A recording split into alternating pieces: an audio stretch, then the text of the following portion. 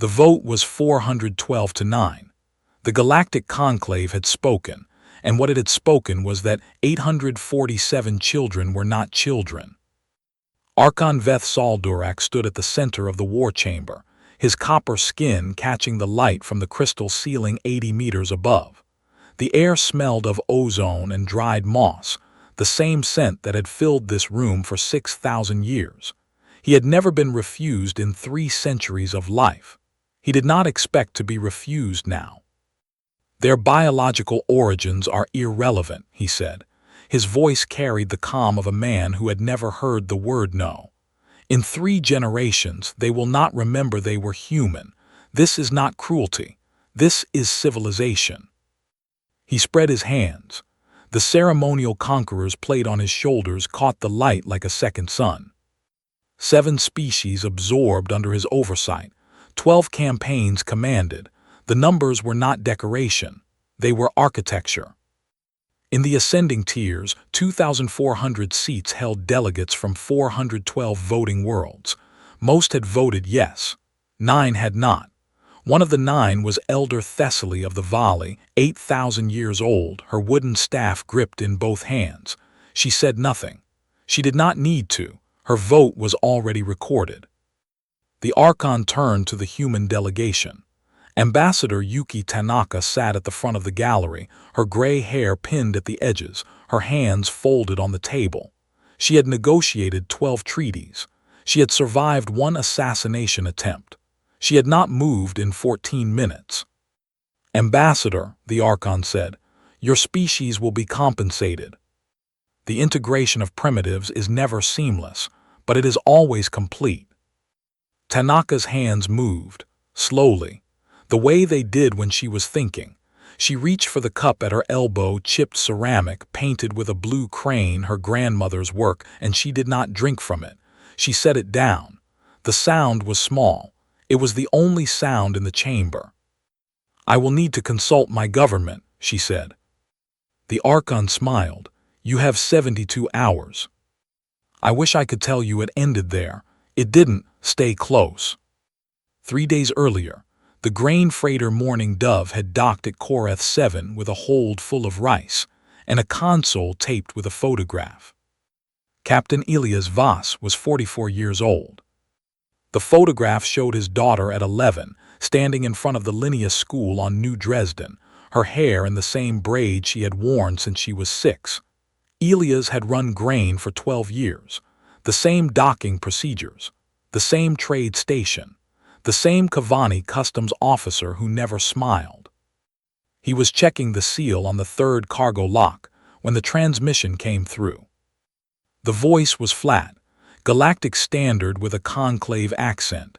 It read the ruling in full, the vote, the classification, the 72-hour window for what the document called voluntary cultural integration. Elias listened twice. He did not shout. He did not hit the console. He reached up and touched the dog tags hanging from a cord above the photograph. His brother's. 9 years since the border patrol accident. He had kept them because his brother had been the kind of man who remembered things other people forgot. He sent a single encrypted burst to a relay he had memorized 6 years ago. He had never used it. He had never been sure it was real. The message was 4 words. Wake the quiet ledger. At 3:47 hours, Lieutenant Samira Okonkwo was eating noodles at her station in the Proxima listening post. She was 29. She spoke 6 languages. She had spent 4 years tracking something she had never seen go active. The flag appeared on her screen without warning. 1 dot on the sector map. 11 years of dormancy. No movement. No signal. Designation 847. She set the noodles down. She pulled up the activation log. The founding document had been written by a man who had retired to Patagonia, who had never spoken of it at family dinners, who had been 71 years old the last time anyone checked on him. Samira's hands were steady. She had trained for this. She had not believed it would happen. She typed a single command into the relay. The quiet ledger woke. The first discrepancy appeared on Core 3 at 9:12 the next morning. Adjutant Core was 89 years old. He had served the hegemony for 7 decades. He was 7 years from retirement to a broodpod of his own, a quiet place with moss and low light, and the dignity of a life spent in service. He reviewed integration records before sleep because the routine soothed him. The numbers always matched. The system was designed for 6,000 years of seamless absorption. It was not designed for what he found. 3 children assigned to Broodpod 7 Alpha. The colony record showed only 2 compatible placements. The third child existed in human medical profiles, but not in Cavani taxonomy. The name was human. The blood markers were human. The birth date aligned with a Cavani numerical superstition that Core had not thought about since his training. He flagged it. He moved on. Administrative noise. The integration of primitives was never seamless. He did not sleep well that night. He told himself it was the moss. The humidity was wrong this season. The second discrepancy came the next morning, 7 more, then 12, then 23. Each was small, each was precise. A medical profile that did not match the taxonomy. A name that translated to a Cavani historical figure who had died in disgrace. A birth date that opened a suppressed record like a key turning in a lock. Core reported to the Archon's aide. Administrative noise, he said. The integration of primitives is never seamless. The aide did not look up from his screen. File a correction request. The system will adjust. Core filed the request. The system did not adjust. The discrepancies multiplied. By the 4th day, there were 41 children whose records contained wrongness. By the 5th, 67. Each one a small ghost in the perfect machine. Each one unlocking something the hegemony had spent 6,000 years deleting. A failed integration on the 3rd moon, a species declared administratively complete that had actually been empty, a broodpod that had held no children at all. Core stood in his office at midnight, the moss-scented air thick in his lungs, and he thought about the Cavani language. He had spoken it for 89 years. He had never needed a word for orphan. Children belonged to the state before they belonged to themselves. The concept was not missing. It was unnecessary. He looked at the screen. The names kept coming. Human names. Simple names. Names that did not belong in the system because the system had no category for what they represented. He did not go home that night. He sat in the dark and watched the numbers grow. And he thought about the 72 hours the Archon had given the humans, and about the 11 years that one dot on a map had not moved, and about which one was the longer preparation. Ambassador Tanaka stood at the window of her quarters on Geneva Prime. The orbital station turned slowly beneath her, Earth a blue marble in the distance. She held the chipped cup in both hands. The crane painted on its side was faded at the wing. Her grandmother had made it in a kiln that no longer existed, in a country that had been absorbed into a federation, in a century that felt like someone else's memory. She had sent 12 treaties to the Conclave. She had survived 1 assassination attempt. She had 3,400 unread reports on her desk. The cup was warm. The tea inside was genmecha, the same kind her grandmother had brewed. She did not drink it. She held it the way she held everything, slowly, carefully, as if the world might crack if she moved too fast. Her screen chimed, a single line from the Proxima relay. Ledger active, designation 847, status, embedded. Tanaka set the cup down. She did not smile. She did not frown. She reached for her coat, worn, unmarked, no insignia, and she checked the time. 40 hours remained of the 72. She had not been refused in 34 years of service. She had learned that refusal was not the only way to lose. The 6th day brought the first request for administrative exile. A junior minister in the Integration Ministry filed the paperwork herself. She did not wait for approval. She listed her reasons as personal incompatibility with current assignment, and she did not look at the names on the screen behind her. She left Kova Prime on a trade shuttle with one bag and no forwarding address. By the 8th day, there were 4 more. By the 10th, 12. The system was producing ghosts it could not categorize. The Kavani hegemony had absorbed 34 species across 6,000 years. It had never encountered a species that filed paperwork faster than it fired weapons. Core found the pattern on the 11th day. It was not in the discrepancies. It was in the absence. The records that should have been there, the standard integration forms, the broodpod compatibility matrices, the cultural erasure schedules, were missing. In their place were human documents, birth certificates, school records, medical histories with notes in the margins from doctors who had died decades ago. Someone had prepared this. Someone had spent years building a bridge of paper across a gap the hegemony did not know existed. He thought about the word witness. The Kavani language had 12 words for conqueror. It had none for witness. He filed his own report. He did not request exile. He was 89 years old.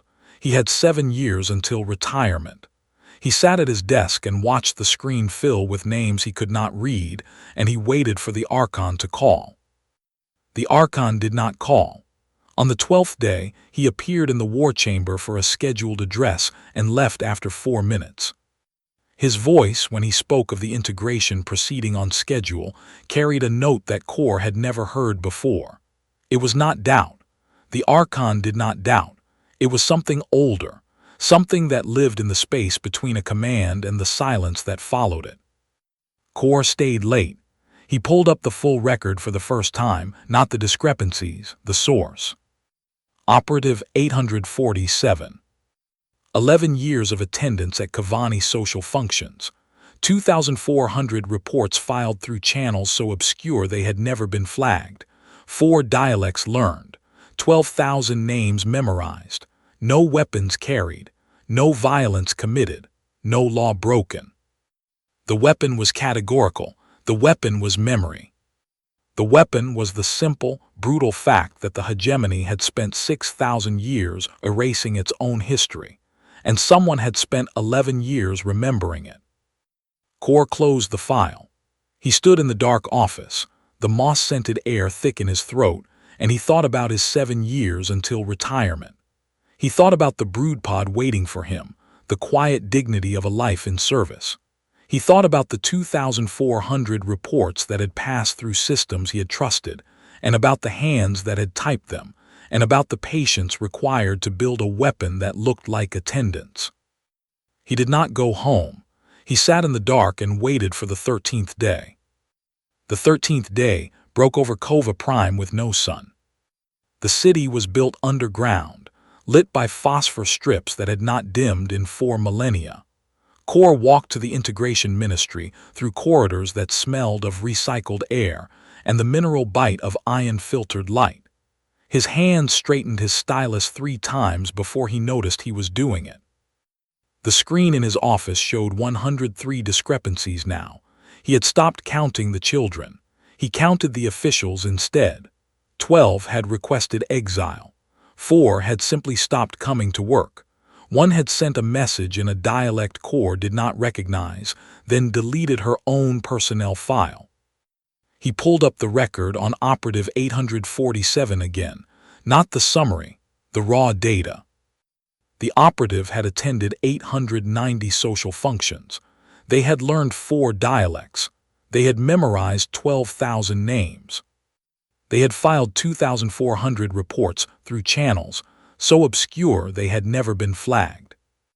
But there was no photograph, no physical description, no species designation. The entry listed a gender once, then corrected itself. The name field contained a hyphen. Core stared at the hyphen for a long time. It was not a name.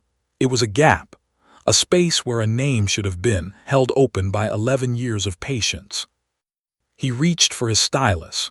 He put it down. He thought about the broodpod waiting for him, the moss and the low light, and he wondered if the operative had ever seen a brood pod from the inside. He wondered if they had ever wanted to. The screen chimed. A new discrepancy. Not a child this time. A brood pod on the seventh world declared administratively complete 6 centuries ago. The records showed 400 placements. The new data showed 400 names, but the medical logs showed only 397 birth signatures. 3 children had never existed, or they had existed and the system had erased them, and someone had spent 11 years finding the gap. Core stood up. He walked to the window. The phosphor strips hummed. He thought about the word complete. He thought about what it meant to a system that had never been asked to prove it. On the 14th day, Ambassador Tanaka received a message at Geneva Prime. She was in her quarters, the cup still on the table, the tea cold now. She had not slept in 30 hours. The message came through a channel that did not exist on any registry she knew. 4 words, the same 4 words that had started everything. Designation 847, embedded. She read them twice. She touched the chipped rim of the cup where the blue crane's wing had faded. She thought about her grandmother, who had survived a war by making pottery in a kiln that should have been a bomb shelter, who had taught her that the longest silence was not emptiness, that it was preparation. Tanaka stood. She put on the worn coat. She checked the time. 28 hours remained. She did not go to the embassy. She went to the docking bay. The shuttle to Kova Prime left in 40 minutes. She bought a ticket with a diplomatic account she had never used. The clerk did not look at her face. The clerk looked at the screen, and the screen said the account was valid, and that was enough. On the shuttle, she sat by a window and watched the stars. A woman across the aisle was crying silently into her hands. Tanaka did not ask why. She knew enough about grief to know that questions made it heavier. She thought about the 847 children, not as a number, as a weight, the kind of weight that bent light around it, the kind of weight that made a 6,000-year empire file itself into categories it could not escape. The shuttle jumped. The stars smeared. She closed her eyes and held the cup in her lap, though she had not brought it. She had left it on the table at Geneva Prime. She would not see it again. She knew this the way she knew the stars would reappear when the jump ended, the way she knew that some things were already gone before you admitted they were leaving. The 15th day, the Archon did not appear at all. Core went to the war chamber himself. He had never done this. He was an adjutant. He filed reports. He did not demand audiences, but the aide would not see him. The guards would not say where the Archon had gone. The war chamber was empty, the 2,400 seats holding only dust and the smell of ozone, and Core stood in the center where the Archon had stood, and he looked up at the crystal ceiling, and he thought about what it meant to be small in a room built for giants. He found the Archon in the private chambers below the war chamber. The door was open. The Archon sat in a chair that was not his throne, staring at a screen that showed 847 names in a language he could not read. The names were human, simple names. Names that did not conjugate properly in Kavani grammar. Names that carried birth dates and blood types and school records and notes from doctors who had died in centuries the Archon had not lived through. Administrative noise, Core said. He did not know why he said it. The words came out of his mouth like a reflex. The Archon did not look up. They didn't send soldiers, he whispered. They sent a witness. Core stood in the doorway. He thought about his 89 years. He thought about the 7 years he would not retire to. He thought about the 6,000 years of the hegemony and the 90 years of human silence, and which one was the longer preparation. He did not say anything. He closed the door. He walked back through the corridors, the phosphor strips humming, the air smelling of recycled ozone and something else now. Something that might have been fear if the Kavani had a word for it.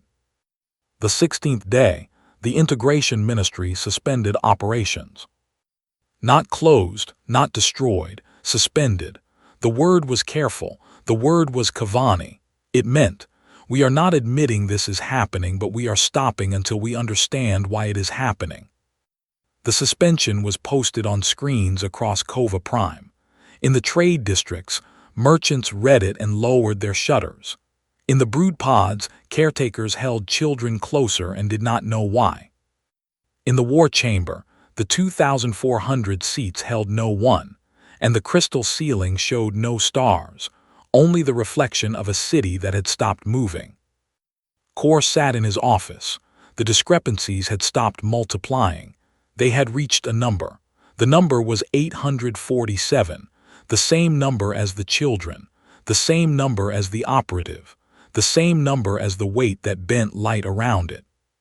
He pulled up the full record one last time, not the summary, the source. The quiet ledger was not a weapon. It was a record, a network of truth buried in administrative silence, one operative per sector, one name per file, one gap at a time. It had been built by a man who had retired to Patagonia, who had written the founding document at 41, who had never spoken of it at family dinners. The weapon was categorical. The weapon was memory. The weapon was the simple, brutal fact that a civilization that erased its own history could be undone by the simple act of remembering it. Kor closed the file. He stood. He walked to the window and looked at the phosphor strips that had not dimmed in 4 millennia, and he wondered if they would dim now. He wondered if anyone would notice if they did. He thought about the word witness. He thought about the hyphen where a name should have been. He thought about the 11 years of attendance, the 2,400 reports, the 890 social functions, the 4 dialects, the 12,000 names. He thought about the patience, the terrible, invisible patience of a species that had not sent soldiers, that had sent something worse. Something that could not be fought because it had already won. On the 17th day, Tanaka arrived at Cova Prime. She did not go to the embassy. She did not announce herself. She walked through the trade districts with the worn coat buttoned to her throat, and she watched the merchants lower their shutters, and she felt the city hold its breath around her. She found a cafe near the integration ministry. The coffee was bitter. The cup was metal, not ceramic. She sat by the window and watched the officials come and go, their copper skin dulled by the phosphor light, their black eyes the aristocracy marker, scanning the streets for something they could not name. She did not know where operative 847 was. She did not need to. The operative was not a person now. The operative was a function, a gap in the system that had been held open for 11 years, waiting for the right weight to fall through it. She thought about her daughter. She did not have a daughter. She had never married. She had spent 34 years in the diplomatic corps, 12 treaties, 1 assassination attempt, 3,400 unread reports. She had left the blue crane cup on a table at Geneva Prime, and she would not see it again, and this was the price of the silence she had chosen. A man sat down across from her. He was Cavani, copper-skinned, his eyes black and unreadable. He wore no insignia. He carried no rank. He was 89 years old, and his hands moved slowly when he set down his stylus.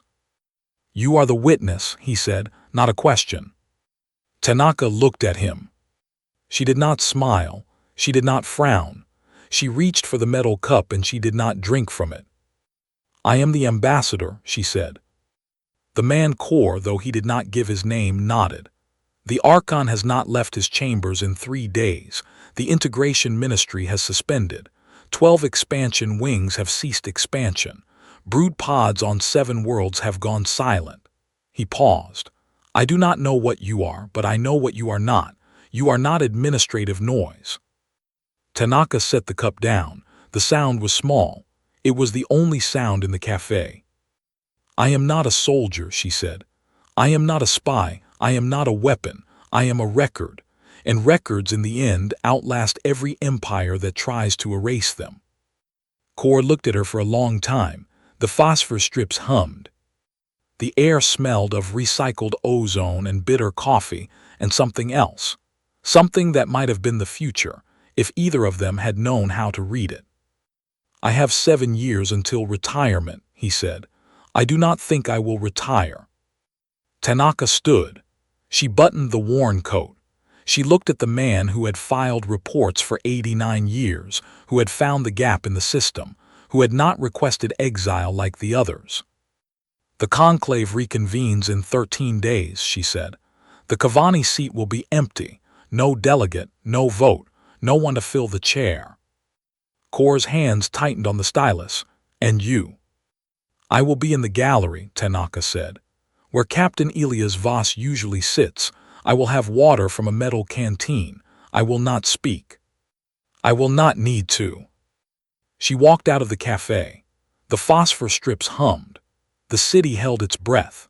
Kor sat alone with the bitter coffee and the metal cup, and the weight of 847 names that he could not file, and he thought about the 7 years he would not live, and the brood pod he would not retire to, and the silence that was not emptiness but preparation.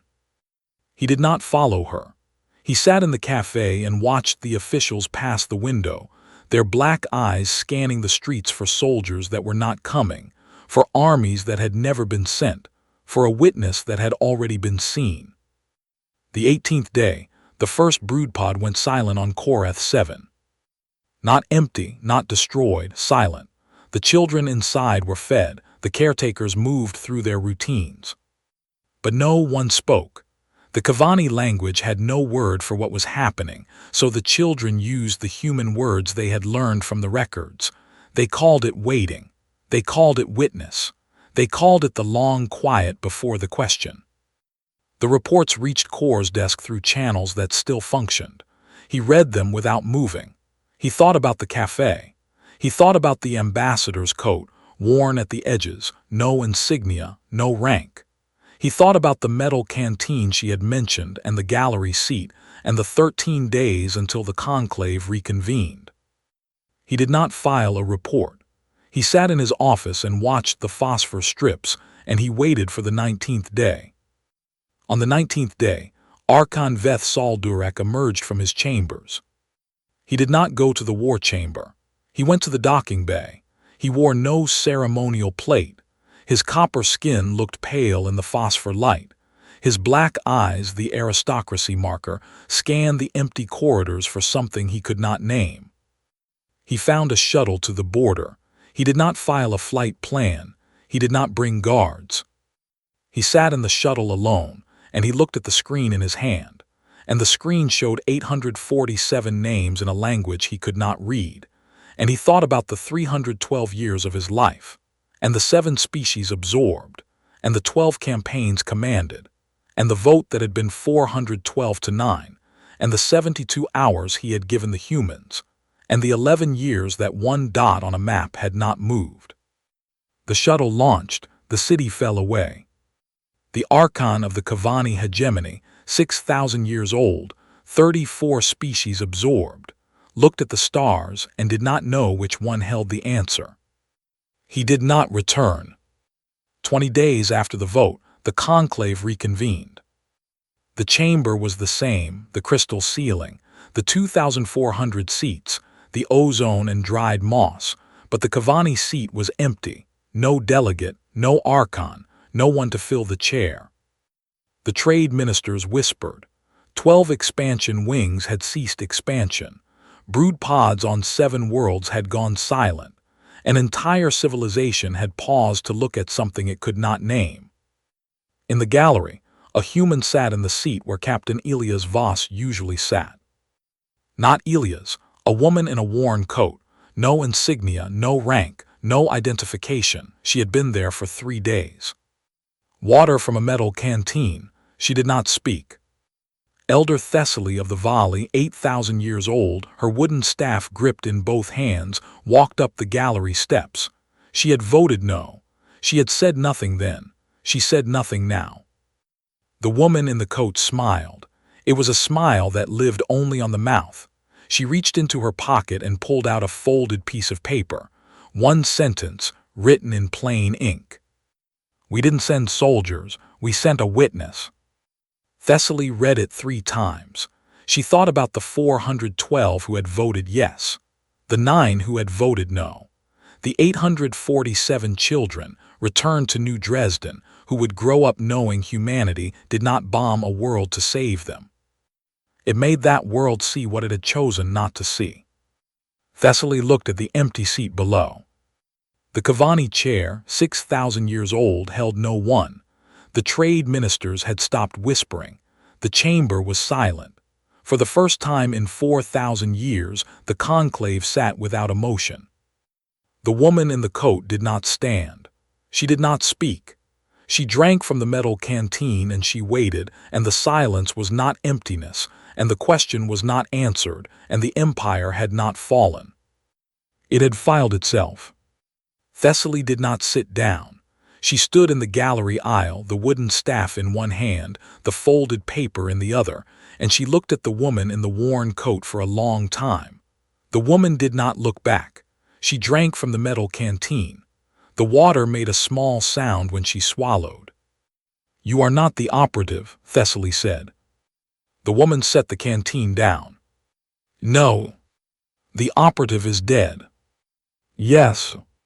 11 years, Thessaly said, "and you let us believe they were still alive." The woman, Tanaka, though she had not named herself, turned her head. The smile was gone. What remained was worse. It was the face of someone who had already finished feeling what she was about to do. "The operative died in their 3rd year," Tanaka said. "Cancer, human, incurable. They filed their last report from a hospital bed. After that, the ledger continued without them." Thessaly's grip tightened on the staff. The wood was older than the hegemony. It had been carved from a tree that grew on a world the Vali no longer visited. "Without them." 12,000 names, Tanaka said. Memorized in 3 years, the operative knew they were dying. They taught the names to someone else, and that someone taught someone else. The ledger is not a person. It is a chain.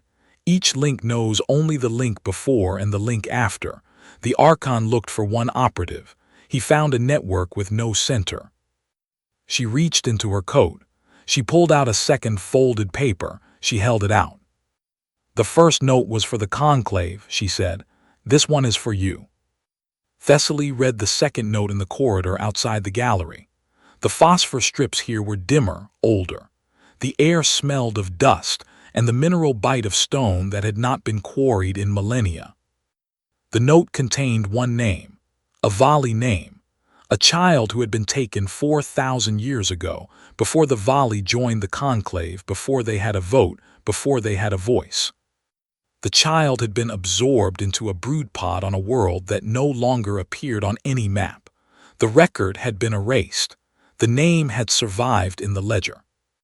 Thessaly read it 3 times. She thought about the 8,000 years of her life. She thought about the wooden staff, and the tree it came from, and the world she no longer visited. She thought about what it meant to remember a name that the system had spent 4 millennia forgetting. She folded the paper. She put it in the sleeve of her robe next to the skin, where the warmth would keep it alive. She walked back into the gallery. The woman in the worn coat was gone. The seat was empty. The metal canteen sat on the cushion, half full, and Thessaly looked at it for a long time before she understood that it was not a mistake. It was a message. The water was still there. The witness had left. She picked up the canteen. It was heavier than it looked. On Kova Prime, Kor sat in the cafe where the ambassador had sat. The metal cup was still on the table. The coffee had dried to a ring. He had not moved in 6 hours.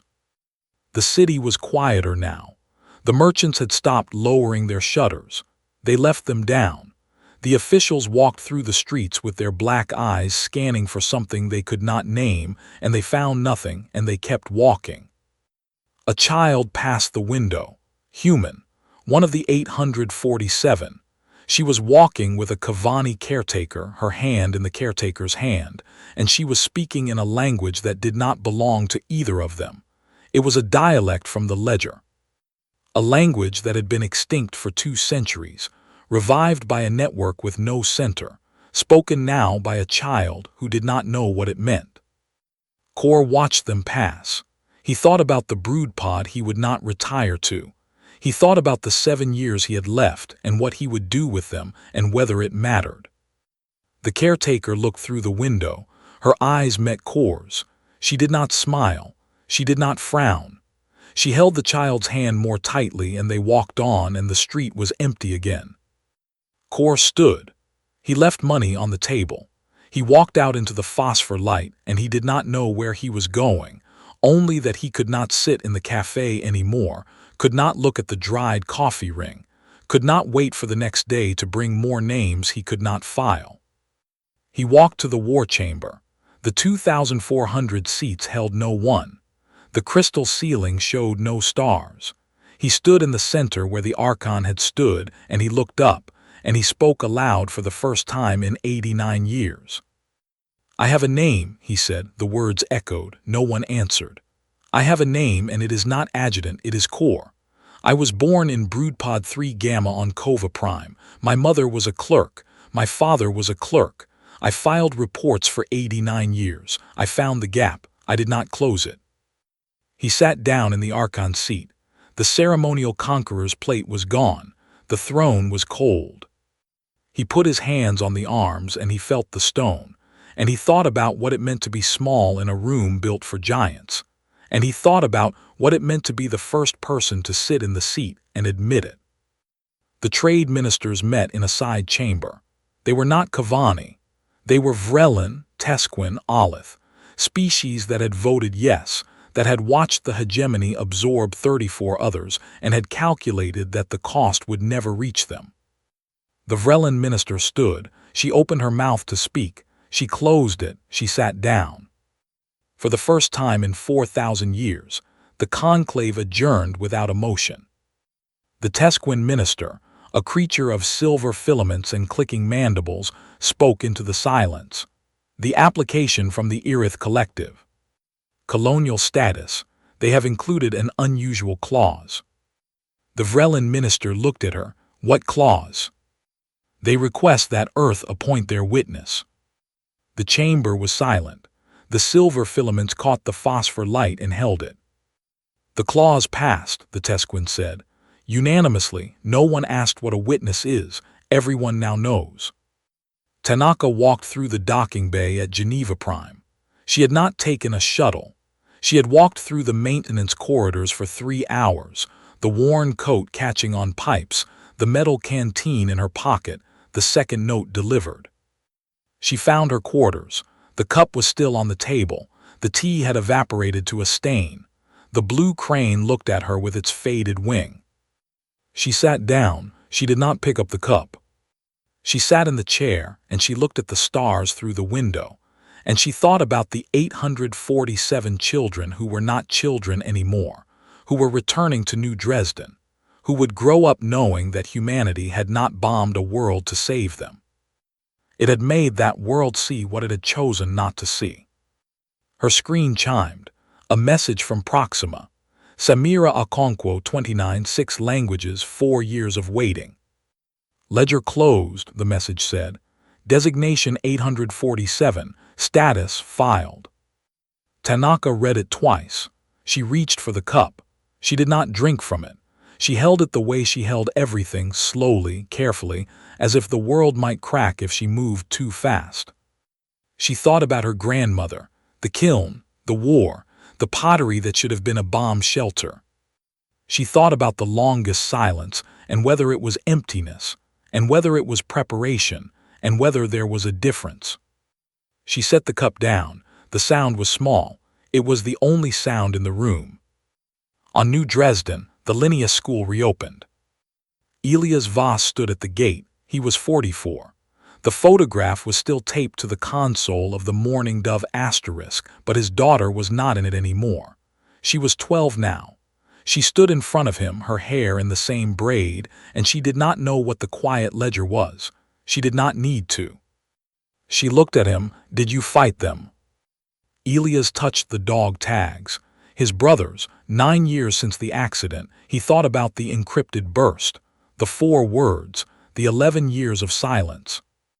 No, he said. I didn't fight them. Then how did we get back? Elias looked at the school. The Kavani caretakers were gone. The human teachers had returned. The children played in the yard, and they spoke in dialects that did not belong to them, and they did not know why. "We sent a witness," he said. His daughter looked at him. She was 12. She would be 13 in 3 months. She would learn about the ledger eventually. She would learn that her father had sent a signal that woke a network that had waited 90 years. She would learn that the witness was not a person but a chain, and that the chain had no center, and that this was the point. But not today. Today she was 12, and she was home, and the school was open, and her father was standing at the gate with dog tags in his hand and tears in his eyes that he would not let her see. "What's a witness?" she asked. Elias smiled. It was a smile that lived only on the mouth. "Someone who stays," he said. "Someone who remembers, someone who doesn't look away." Kor sat in the Archon's seat for 3 days. Officials came and went.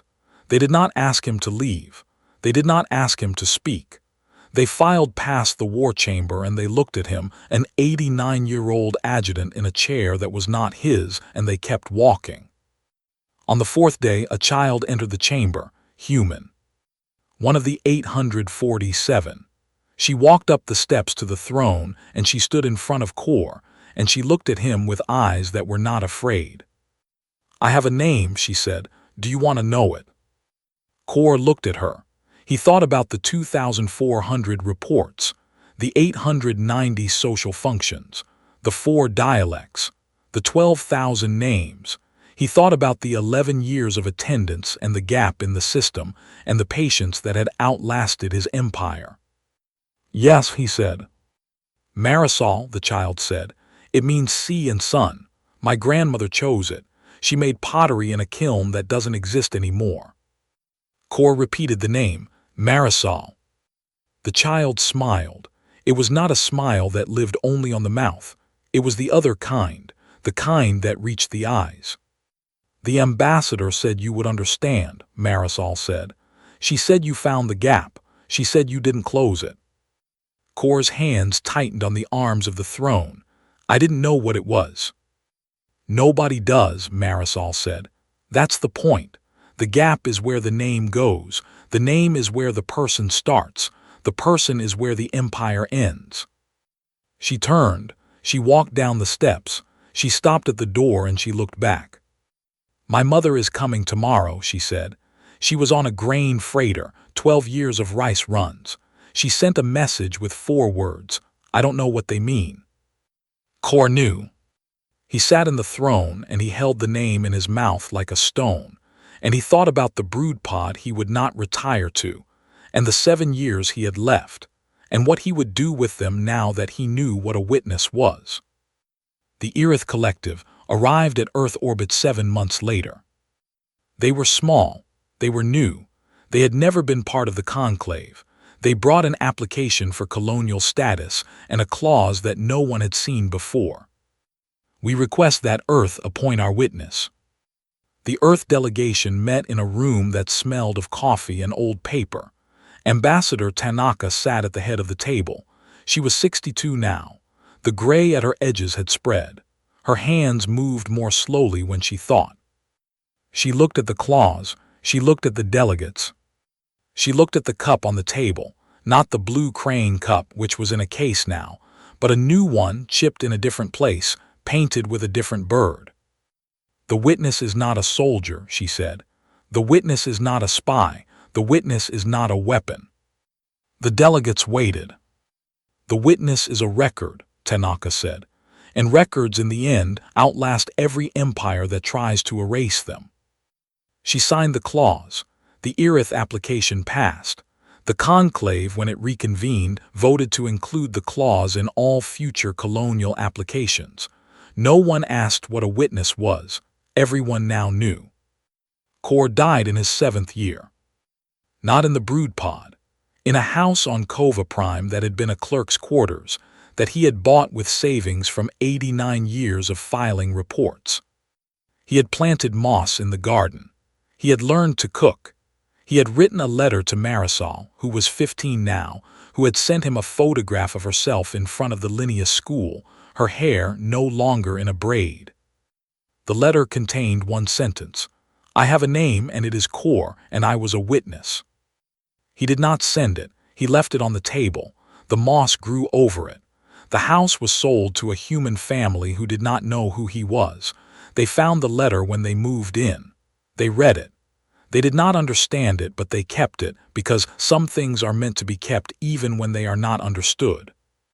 Thessaly died in her 8,000th year. She was the last of the volley. The species had dwindled. The tree her staff came from was gone. The world it grew on was a number in a ledger that no one read. She sat in her chambers and she held the folded paper with the name on it. The child from 4,000 years ago. The name that had survived. The gap that had been held open. She thought about the vote, 412-9. She thought about the woman in the worn coat, the metal canteen, the two notes, the first for the conclave, the second for her. She unfolded the paper. She read the name one last time. She did not speak it aloud. She held it in her mouth like water, and she closed her eyes, and she let the 8,000 years go. The paper was found in her sleeve. The name was not in any database. It was not in the quiet ledger. It was a name that had survived outside the system, in the space between the records, in the gap that Core had found and not closed. The volley were gone. The name remained. Tanaka stood at the window of her quarters at Geneva Prime. She was 71. The cup with the blue crane was in a case in the Embassy Museum. The new cup was on the table. The tea was cold. She had negotiated 12 treaties. She had survived one assassination attempt. She had 3,400 unread reports on her desk. She had signed the Irith Clause. She had appointed 17 witnesses in 10 years. She thought about the longest silence. She thought about whether it was emptiness. She thought about whether it was preparation. She reached for the cup. She did not drink from it. She held it the way she held everything, slowly, carefully, as if the world might crack if she moved too fast. The stars turned. The station hummed. The question hung in the air like the smell of old tea, like the faded paint of a bird that had outlasted the kiln, like the name that had survived 4,000 years of erasure. She set the cup down. The sound was small. It was the only sound. Tanaka stood at the window. The station turned. The stars did not move. She was 71. She had appointed 17 witnesses. She had signed 12 treaties. She had survived one attempt on her life. She had left the cup with the blue crane in a case in the Embassy Museum, and she had not looked at it in 9 years. The new cup was on the table, chipped at a different edge. Painted with a different bird. A sparrow, not a crane. Her niece had made it in a class at the Linnaeus School. The kiln was new. The teacher was human. The clay came from New Dresden. She reached for it. She did not drink. She held it the way she held everything. A message came through, not from Proxima, not from the Conclave, from Cova Prime. She read it twice. Broodpod 3 Gamma has been renamed. The sign reads, Core House. The moss garden is open. Visitors are asked to bring a name. Tanaka set the message down. She looked at the sparrow on the cup. She thought about the blue crane. She thought about the kiln that had been a bomb shelter. She thought about the bomb shelter that had become a kiln. She stood, she walked to the case, she opened it, she took out the cup. The blue crane was faded at the wing. The chip at the rim had grown. The glaze was cracked in a line that looked like a signature. She turned it in her hands. She did not drink from it. She carried it to the window and she held it up to the light, and the stars showed through the crack, and the crack was not a flaw anymore. It was a window. It was where the light came in. Marisol was 23 when she went to Cova Prime. She did not go as a diplomat. She did not go as a soldier. She went as a witness. The ship was small. The hold was empty. She carried one bag. Inside the bag was a letter she had not written. It was the letter Core had left on his table. The moss had grown over it. The human family had found it. They had kept it because Some things are meant to be kept even when they are not understood. She landed at the docking bay where the Archon had vanished. The phosphor strips hummed. The air smelled of ozone and dried moss. The city was quieter than she had imagined. Not empty, not destroyed. Quiet in the way that a held breath is quiet. She walked to Broodpod 3 Gamma. The sign said Core House. The moss garden was open. She did not bring a name, she brought the letter. Inside, the house was small. A clerk's quarters, a chair by a window, a table with a dried ring where a cup had sat. On the wall, a photograph of a child in front of a school. Her hair was in a braid. Marisol sat in the chair. She opened the letter. She read it aloud. I have a name, and it is Core, and I was a witness. She folded it. She put it back in the envelope. She sat in the chair and she looked at the photograph and she thought about the man who had filed reports for 89 years, who had found the gap, who had not closed it, who had sat in a throne and spoken his own name aloud for the first time. She stood. She walked to the garden. The moss was thick and green. It had grown over the path. It had grown over the stones. It had grown over everything except the small marker at the center. The marker had no dates, no titles, no rank. It had one word. Core. She knelt. She touched the moss. It was soft. It was wet. It was alive in a way that stone was not. She reached into her bag. She pulled out the cup. Not the blue crane cup, not the sparrow cup, a new cup. She had made it herself in the Linnaeus school kiln. The glaze was uneven. The bird was unrecognizable. It might have been a crane, it might have been a sparrow, it might have been something that had not been named yet. She set it on the marker. The sound was small. It was the only sound in the garden. She stood. She walked back through the house. She did not take the letter. She left it on the table. She left the photograph on the wall. She left the chair by the window. At the door she stopped. She looked back. The cup sat on the marker. The moss would grow over it. The rain would crack the glaze. The bird would fade. Someone would find it in 100 years or 1,000 or 10,000 and they would not know what it was. They would keep it anyway. The conclave met again. Not in the war chamber, in a smaller room, a room with no crystal ceiling, no 2,400 seats, no ozone, no dried moss. The Cavani seat was still empty. No one had filled it. No one had moved to erase it. The Earth delegate stood. She was not Tanaka. Tanaka had retired. She was a young woman with gray at her temples and hands that moved slowly when she thought. She carried a chipped cup in her bag. She did not drink from it. The Irith application, she said. Witness appointed, status embedded. No one spoke. The vote was not necessary. The clause had passed. It always passed now. The young woman sat down. She set the cup on the table. The chip faced the room. The bird, whatever it was, faced the stars. A trade minister from the Vrelin consortium stood. She opened her mouth. She closed it. She sat down. The meeting adjourned. Tanaka died in her sleep. She was 89, the same age Core had been, the same age as a long life of filing reports and finding gaps. She did not die at Geneva Prime. She died in a house on New Dresden, small, human, a garden with moss she had transplanted from Kova Prime. It had not grown well. The soil was wrong. She had not minded. On her table was the cup, the blue crane, the faded wing, the crack where the stars showed through. She had taken it from the case on the day she retired. She had carried it with her for 18 years. She had never drunk from it. She had held it. She had set it down. She had picked it up again. The morning she died, she had set it on the windowsill. The sun was rising. The light came through the crack. The crane seemed to move. The wing seemed to lift. She did not see it. She was already gone. But the cup was there. The light was there. The crack was there. The nurse found it. She did not know who Tanaka was. She did not know what the cup meant. She held it in her hands and she felt the chip at the rim and she saw the blue paint faded to white and she thought about the things that outlast us. She put it on the shelf. She called the family. She moved on to the next room. The cup sat on the shelf for 3 years. Then a granddaughter came. She was 15.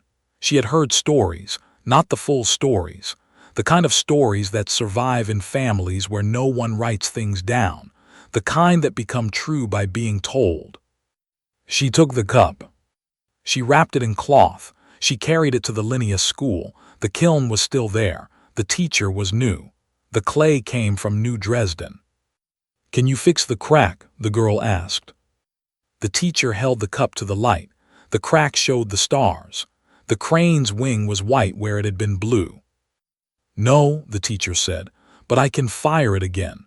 I can make the crack part of the glaze. I can make it stronger at the break." The girl nodded. She left the cup. She came back in a week. The crack was still there. It was golden now, filled with something that caught the light differently. The wing was still white, but the body of the crane was deeper blue. The chip at the rim had been smoothed, not erased. You could still feel it if you ran your finger across it. You could still know where the damage had been. The girl took the cup home. She set it on the shelf. She did not drink from it. She held it sometimes when she was thinking, when she was slow, when she was careful. She grew up. She became a diplomat. She negotiated treaties. She survived one attempt on her life. She carried the cup with her to Geneva Prime, and then to Cova Prime, and then to a small house with a moss garden that did not grow well. She set it on the windowsill. The sun came through the crack. The crane seemed to move. The wing seemed to lift. She did not see it. She was already thinking about the next treaty, the next witness, the next gap that needed to be held open. But the cup was there, the light was there, the crack was there. In the museum at Geneva Prime, the case that had held the blue crane cup stood empty. Not empty, there was a card. The card said, "Object removed by bequest. Location Core House Cova Prime. Status Witness." Visitors read the card. Some asked what a witness was. The guides did not explain. They said, "Some things are meant to be kept even when they are not understood." The case remained. The card remained. The empty space remained. And in the empty space, if you looked closely, if the light was right, you could see the outline where the cup had sat. A circle of dust. A faint mark on the glass. A shape that had outlasted the object. The guides did not clean it. They knew what it was. It was a ghost, a record, a witness. Marisol returned to Cova Prime when she was 61. She did not go as a diplomat. She did not go as a soldier. She went as a person with a name. The city had changed. The phosphor strips were dimmer. The moss grew thicker. The merchants had reopened their shutters, but they sold different things now. Names, records, gaps held open. She walked to Core House. The sign was still there. The garden was still open. Visitors were still asked to bring a name. She brought hers. She sat in the chair by the window. She looked at the photograph on the wall. The child with the braid, herself, 12 years old, standing in front of the Linnaeus school. The day her father had waited at the gate. She reached into her bag. She pulled out the cup. Not the blue crane, not the sparrow. The third cup, the one she had made in the school kiln, the glaze uneven, the bird unrecognizable, the one she had left on Core's marker all those years ago. She had found it in the moss. The glaze had cracked further. The bird had faded further, but it was still there, still holding water, still a cup. She set it on the table, next to the dried ring, next to the letter, next to the chair. She stood. She walked to the garden. She knelt at the marker. She touched the moss. It was soft. It was wet. It was alive. She did not speak. She did not need to. The name was already there. The record was already filed. The witness had already been seen. She stood. She walked back through the house. She did not take the cup. She left it on the table. She left the letter. She left the photograph. At the door she stopped. She looked back. The cup sat on the table. The light came through the window. The crack in the glaze showed a star. She walked out. The door closed. The moss grew. The cup held the light. And the light held the name.